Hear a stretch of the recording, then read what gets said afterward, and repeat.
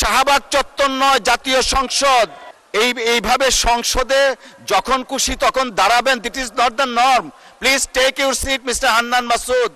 মাননীয় সদস্য, দয়া করে আপনি বসুন, বসুন।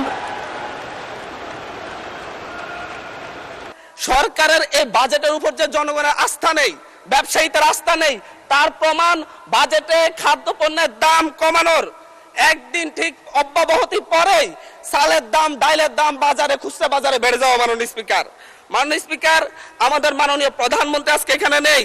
উনি যখন বিভিন্ন ভাষণে গিয়ে অসত্য তথ্য দিয়ে বলেন বিরোধী দল মিছিল করতেছে মদের দাম কেন বৃদ্ধি করা হয়েছে, কেন সিগারেটের দাম বৃদ্ধি করা হয়েছে, এরকম অসত্য তথ্য দিয়ে যখন মাননীয় প্রধানমন্ত্রী বক্তব্য দেন, আমরা খুবই আশাহত হই। মাননীয় স্পিকার, আমরা আশাহত হই যখন ঋণ নিয়ে কথা বলতে গিয়ে সংসদে, যখন আমরা ঋণ নিয়ে কথা বলতে চাই, ব্যাংকের ঋণ নিয়ে, ইসলামী ব্যাংক দখল নিয়ে যখন আমরা কথা বলতে চাই, তখন মাননীয় প্রধানমন্ত্রী দাঁড়ায় যখন বলে আপনারা সবাই জমিদার, যারা ঋণ নেন নাই, এর মধ্য দিয়ে মূলত মাননীয় প্রধানমন্ত্রী ঋণ খেলাপিদেরকে উৎসাহিত করেন। মাননীয় স্পিকার, আমরা এই ধরনের সংসদ আর চাই না।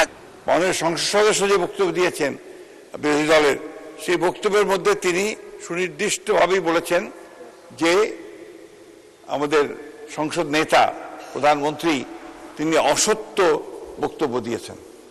এটারই আপনার আমাদের মাননীয় সংসদ সদস্য জয়নাল আবেদীন এটা আপনার পয়েন্ট আউট করেছেন। প্লিজ লেট মি সে, আমাদের বলতে দিন। আপনার ফ্যাসিস্টের কথা বলেন, ফ্যাসিস্টের আচরণ তো আপনাদের কাছ থেকে আসছে। No, you must allow us to speak. আমি কথা বলছি, আপনারা কথা বলছি, আমরা কেউ কথা বলিনি। মাননীয় মন্ত্রী এদিকে কথা বলেন, অ্যাড্রেস করে প্লিজ। এটা হবে পার্লামেন্টে, এটা হয়। জি। আমি আপনাকে যেটুকু অনুরোধ করতে চাই, যে অংশটুকু অসত্য আছে সেই অংশটুকু দয়া করে আপনি এক্সপাঞ্জ করবেন, কারণ আমাদের সংসদ নেতার বক্তব্য সম্পর্কে কোনো অসত্য বক্তব্য এখানে মেনে নেওয়া যাবে না। মাননীয় স্পিকার, ধন্যবাদ মাননীয় সদস্যবর্গ। আমরা হান্নান মাসুদ সাহেব, আপনার টাইম ইজ আপ, প্লিজ বসেন। এইভাবে সংসদে যখন খুশি তখন দাঁড়াবেন, that is not the norm.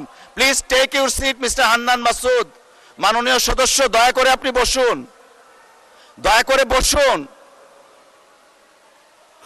Hannan Masud, দয়া করে বসুন। এটা শাহবাগ চত্বর নয়, জাতীয় সংসদ। বসুন।